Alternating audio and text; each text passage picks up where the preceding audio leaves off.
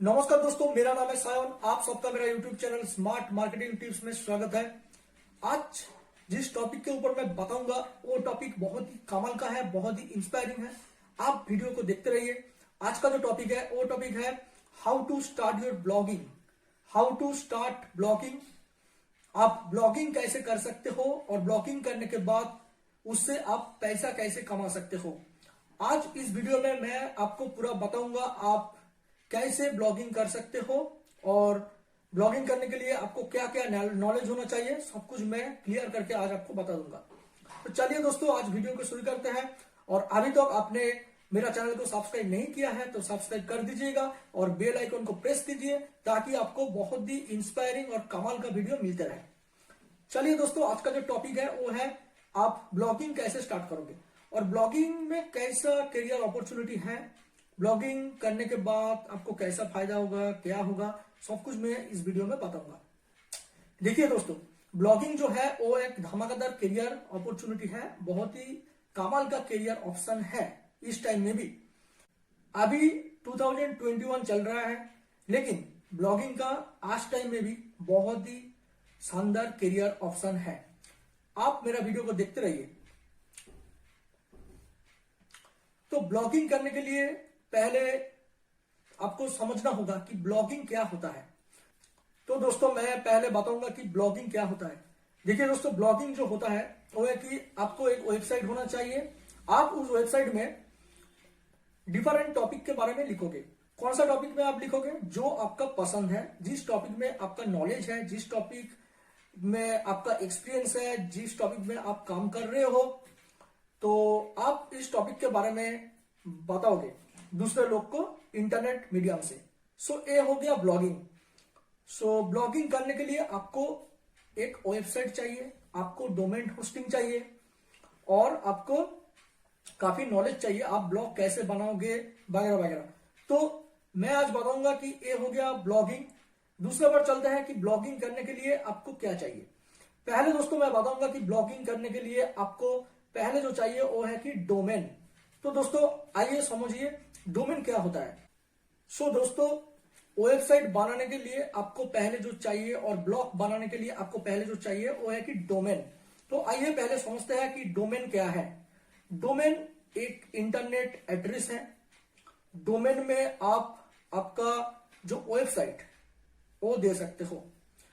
तो डोमेन होता है, मान के चलते हैं, एक एग्जांपल लेते हैं कि .com, .in, .org, .co.in। तो ये जो हो गया, ये हो गया कि डोमेन एक्सटेंशन। ये डोमेन है। आप इंडिया में हो, आपका वेबसाइट इंडिया के अंदर ही काम कर रहा है, तो आपको .in लेना चाहिए। आपका वेबसाइट यूके के अंदर काम करना है और काम कर रहा है, तो आपको .uk.in वेबसाइट लेना चाहिए और .uk वेबसाइट लेना चाहिए। और आप ग्लोबल ऑडियंस को टारगेट करते हो अपने ब्लॉग में और अपने वेबसाइट में, तो आपको .com लेना चाहिए। आप किसी ऑर्गेनाइजेशन से हो, आपको खुद का ऑर्गेनाइजेशन है, आपका खुद का स्टार्टअप है, बिजनेस है, आप चाहते हो कि बिजनेस रिलेटेड वेबसाइट में बनाऊंगा, बिजनेस रिलेटेड ब्लॉग लिखूंगा उसमें, तो आपको जो लेना पड़ेगा डोमेन एक्सटेंशन वो है .org। तो दोस्तों ये हो गया डोमेन एक्सटेंशन, जैसे कि .com, .org, .in वगैरह वगैरह। तो डोमेन एक्सटेंशन बहुत ही इंपॉर्टेंट है। ये आपका ऑनलाइन स्पेस में आपका ये एड्रेस है जहां से आपका वेबसाइट है, जिसमें आपका कंटेंट है। तो ये आपका वेब एड्रेस हो गया। डोमेन आपको खरीदना पड़ेगा। डोमेन खरीदने के लिए बहुत सारा कंपनी है जो लोग डोमेन सर्विस प्रोवाइडिंग देते हैं। तो डोमेन आपको लेने के लिए बहुत सारा वेबसाइट मिल जाएगा। आप अपने मर्जी से वहां से डोमेन खरीद सकते हो। आपको डोमेन लेना पड़ेगा, आपका खुद का कस्टम डोमेन लेना पड़ेगा। तो आपका वेबसाइट पे नाम पे और आपका बिजनेस पे नाम पे, और आप चाहो तो पर्सनल ब्लॉग बनाओगे तो आप खुद का नाम पे भी डोमेन ले सकते हो। तो डोमेन लेने के लिए आपको GoDaddy में जाना होगा। तो GoDaddy एक कंपनी है जो डोमेन सर्विस प्रोवाइडर है। आप GoDaddy से भी डोमेन खरीद सकते हो। GoDaddy के अलावा आप बहुत सारा डोमेन सर्विस प्रोवाइडर होता है, जैसे कि वेबसाइट में होता है कि वर्डप्रेस होता है, wix.com होता है, गूगल का खुद का डोमेन सर्विस है, तो आप वो भी ले सकते हो। दूसरा जो इंपॉर्टेंट चीज आता है वो है कि होस्टिंग। आप तो डोमेन ले लिया, डोमेन में आपका इंटरनेट एड्रेस है, आपका ब्लॉग का एड्रेस है डोमेन में, डोमेन में आपका वेबसाइट का एड्रेस है। डोमेन खरीदने के बाद आपको होस्टिंग लेना पड़ेगा। होस्टिंग देने के लिए बहुत सारा कंपनी है दोस्तों, मैं बताऊंगा आपको स्टेप बाय स्टेप। पहले आइए समझते हैं कि होस्टिंग क्या होता है। होस्टिंग होता है, आपने तो डोमेन में आपका एड्रेस ले लिया, आपका एड्रेस फिक्स किया, आपका ब्लॉग का, आपका वेबसाइट का। इसके बाद है होस्टिंग। होस्टिंग क्या होगा, जिसमें आपका कंटेंट रहेगा, आपका वेबसाइट में जो कंटेंट है वो हो सकता है टेक्स्ट है, वो ब्लॉग है, वो वीडियो कंटेंट है, ऑडियो कंटेंट है, किसी इमेजेस है। तो वो सब जो कंटेंट है, आप कंटेंट के रखोगे कहां, होस्टिंग में। तो कंटेंट रखने के लिए जो ऑनलाइन स्पेस होता है उसको बोला जाता है होस्टिंग। तो ये है होस्टिंग। होस्टिंग लेने के लिए आपको बहुत सारा कंपनी है जो लोग होस्टिंग सर्विस प्रोवाइडर है, आप वहां से होस्टिंग सर्विस ले सकते हो। तो होस्टिंग लेने के लिए आपको वर्डप्रेस का खुद का होस्टिंग है, होस्टिंग लेने के लिए आपको होस्टगेटर है, साइट ग्राउंड है, गोडैडी का भी होस्टिंग सर्विस है। तो आप जहां से चाहो वहां से आप होस्टिंग ले सकते हो। होस्टिंग लेने के बाद जो नेक्स्ट स्टेप आता है आपका खुद का ब्लॉग बनाने का और आपका बिजनेस का ब्लॉग बनाने का, वो है कि आपका खुद का ब्लॉग, मतलब आपको अभी ब्लॉग बनाना है डोमेन होस्टिंग लेने के बाद। तो आप ब्लॉग कैसे बनाओगे? ब्लॉग बनाने के लिए आपको पहले जानना पड़ेगा कंटेंट मैनेजमेंट सिस्टम क्या होता है। देखिए दोस्तों, कंटेंट मैनेजमेंट सिस्टम एक प्लेटफॉर्म होता है, एक ऐसा प्लेटफॉर्म होता है जहां से आप आसानी से आपका खुद का ब्लॉग बना सकते हो। आप आसानी से वहां जाके आप वेबसाइट बना सकते हो। तो इसके लिए आपको कोडिंग और प्रोग्रामिंग का कोई किसी भी नॉलेज का कोई भी जरूरत नहीं है। आप सिंपली और इजीएस्ट वे में आप खुद का वेबसाइट और ब्लॉग बना सकते हो। कंटेंट मैनेजमेंट सिस्टम है। तो कंटेंट मैनेजमेंट सिस्टम का एग्जांपल क्या है? कंटेंट मैनेजमेंट सिस्टम होता है जैसे कि वर्डप्रेस, जैसे कि wix.com, जैसे कि blogger.com, गूगल का खुद का भी है कंटेंट मैनेजमेंट सिस्टम। तो आप वहां जाके अपना खुद का वेबसाइट बना सकते हो। इसके बाद आइए दोस्तों समझते हैं कि वेबसाइट आप जब बनाओगे आपको वेबसाइट में बारे में पता होना चाहिए। देखिए दोस्तों, वेबसाइट का जो फॉर्मेट होता है, वेबसाइट का जो एलिमेंट्स होता है, जो पार्ट्स होता है, वो मैं आपको बताऊंगा। देखिए, एक वेबसाइट में जो पार्ट्स होता है, एक वेबसाइट में जो अलग अलग चीज होता है, वो आपको ध्यान रहना पड़ेगा। तो वेबसाइट में जो पहले होता है वो है हेडर। आप हेडर में अपना वेबसाइट का नाम डाल सकते हो, जो वेबसाइट में टॉप में आएगा हेडर। तो हेडर में आपका खुद का वेबसाइट का नाम डाल सकते हो। वो हो सकता है आपका पर्सनल ब्लॉग, वो हो सकता है आपका बिजनेस का नाम, और जिस टाइप का आप वेबसाइट बनाओगे वो आपके ऊपर डिपेंड करता है।